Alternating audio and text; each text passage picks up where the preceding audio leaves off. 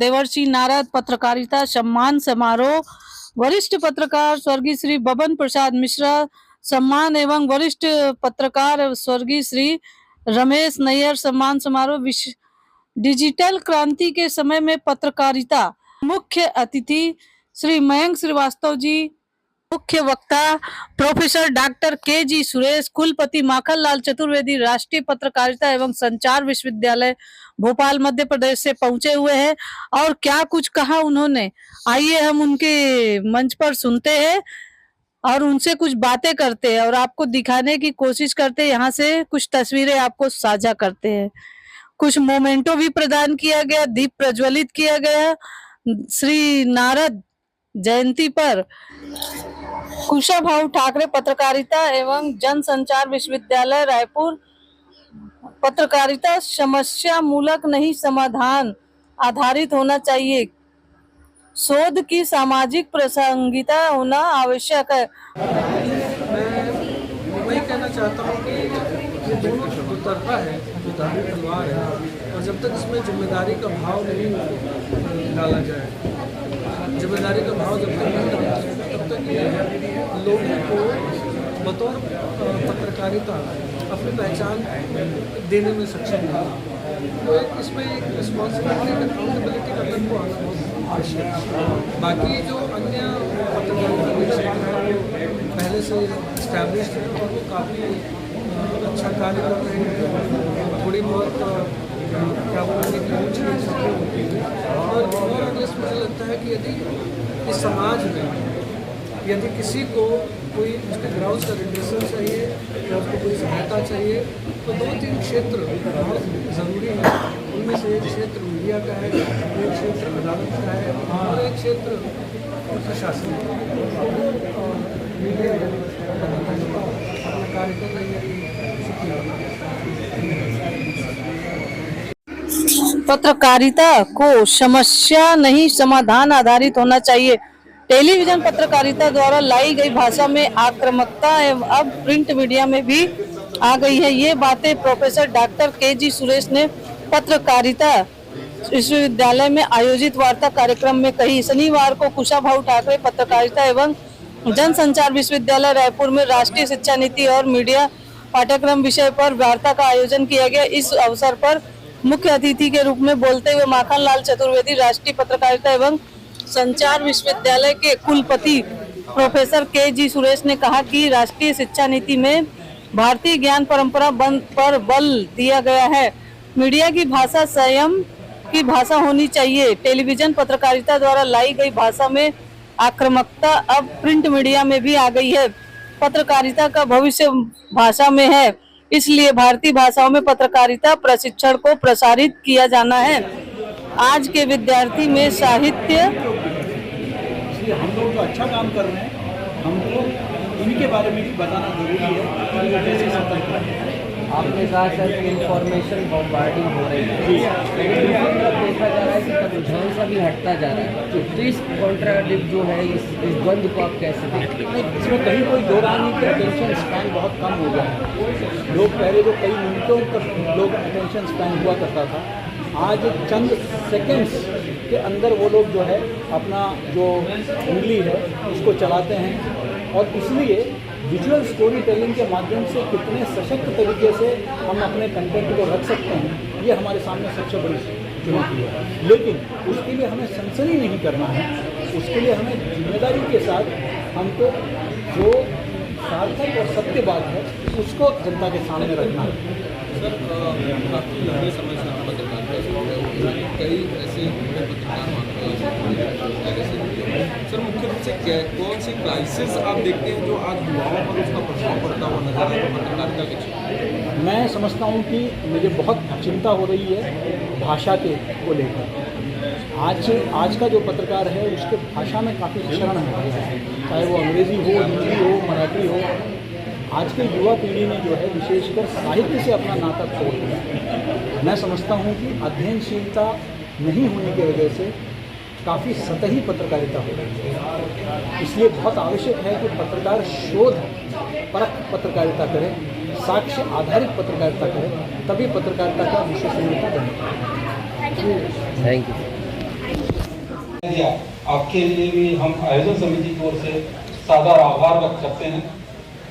और इस के संयोजक श्री कृष्णा दास जी का भी आभार है कि आप इसमें कार्यक्रम में उपस्थित हैं।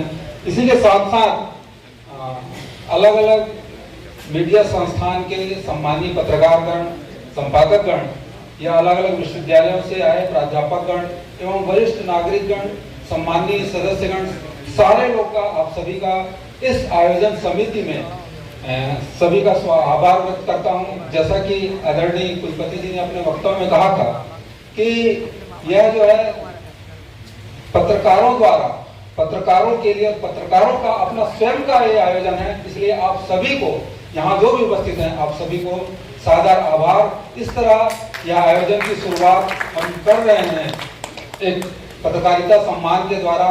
हम आशा करते हैं कि आप सभी की उपस्थिति में, आप सभी के आशीर्वाद से यह निरंतर प्रक्रिया जारी रहे। आप सभी का सादर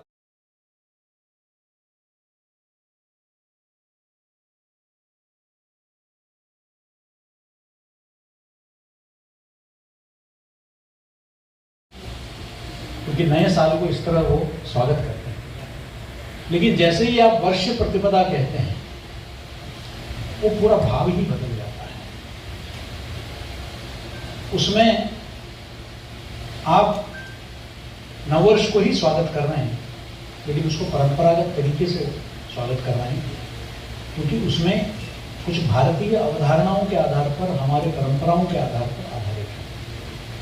इसी तरह पत्रकारों का अगर कोई उत्सव है,